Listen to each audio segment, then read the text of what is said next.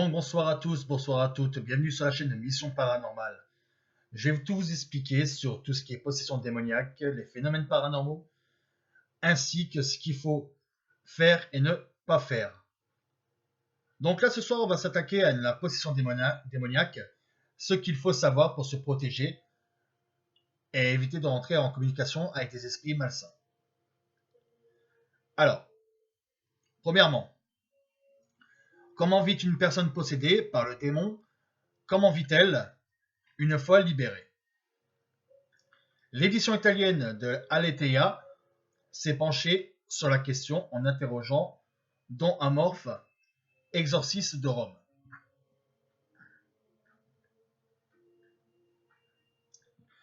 Selon Don Gabriel Amorphe, il existe divers cas de possession. Il peut s'agir d'un comportement étrange, d'un changement de timbre de voix, d'une inversion brusque et visible envers le sacré qui se manifeste par des jurons et des blasphèmes. Bien souvent, les possédés ont des comportements normaux. Beaucoup d'entre eux exercent une activité professionnelle sans qu'aucun de leurs collègues ne soupçonne quoi que ce soit. Ils développent ainsi des stratégies comportementales qui les aident à surmonter les crises en se réfugiant aux toilettes, par exemple, jusqu'à ce que les choses redeviennent normales. Donc voilà, donc déjà ça c'est déjà un premier point concernant tout ce qui est ces phénomènes-là. Une personne possédée, c'est soit que vous le verrez directement, ou soit il va essayer de le cacher par différentes choses pour éviter de faire une crise ou quoi que ce soit. Pire encore, selon les prêtres exorcistes, il existerait même des prêtres possédés qui continueraient à célébrer la messe. Chaque jour, ce dernier explique le phénomène par des rituels sataniques exercés par des proches de ces prêtres opposés à leur vocation.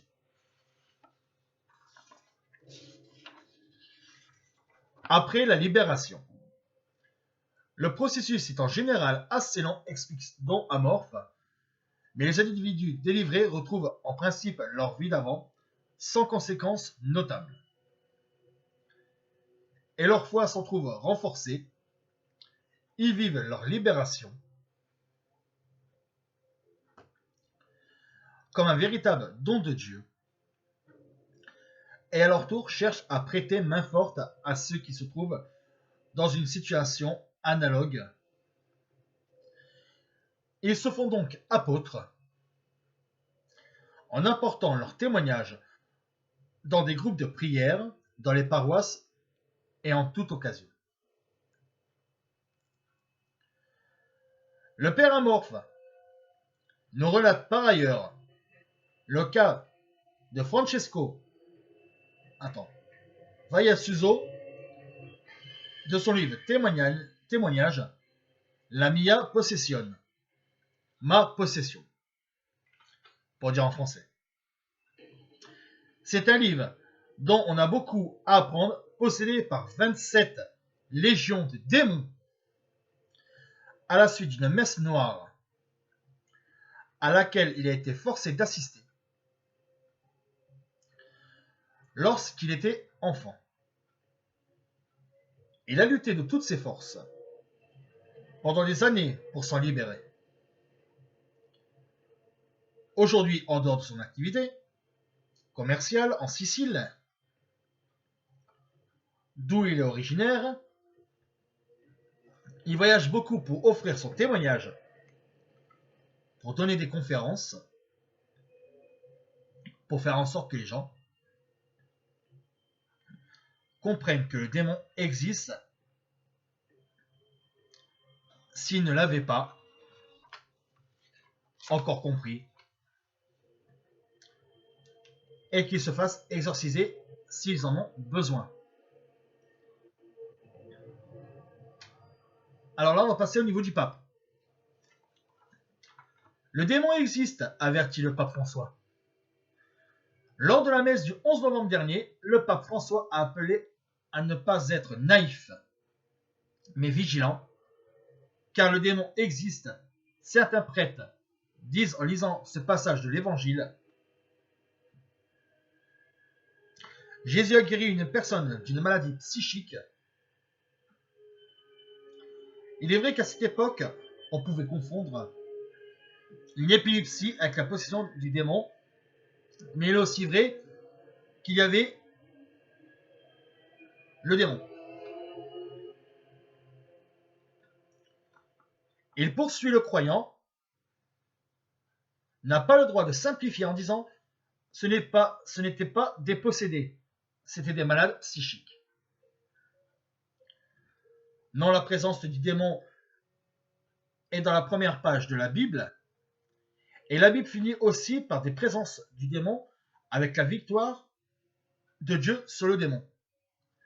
C'est sûr que si on est croyant, pratiquant, qu'on cherche à se protéger, bien sûr, on peut toujours vaincre le démon par la croyance.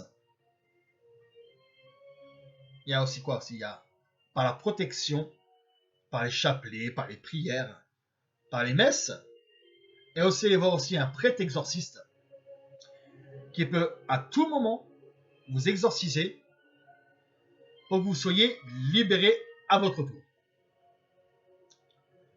Le pape a insisté sur la nécessité de demeurer toujours vigilant car la stratégie du démon est la suivante.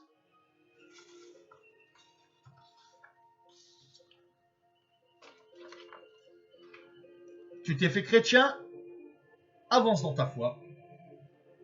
Je te laisse tranquille, mais quand tu t'es habitué et que tu n'es plus si vigilant et que tu te sens sûr de toi, je reviens. L'évangile d'aujourd'hui commence avec le démon chassé et finit avec le démon qui revient. Saint Pierre le disait, il est comme un lion féroce qui va et vient à l'intérieur de nous-mêmes. C'est ainsi.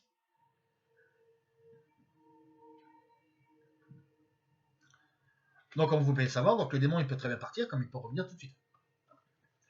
Ou peut-être quelques temps après, ou quelque chose comme ça. S'il vous plaît, ne faisons pas affaire avec le démon. Il cherche à venir dans la maison et à prendre possession de nous. Ne pas relativiser, veillez et toujours avec Jésus, a-t-il conclu. Bon, comme vous pouvez le voir aussi donc, sur les possessions démoniaques, il y a tellement de choses qui sont incompréhensibles que personne ne peut, admettons, être guéri à 100%.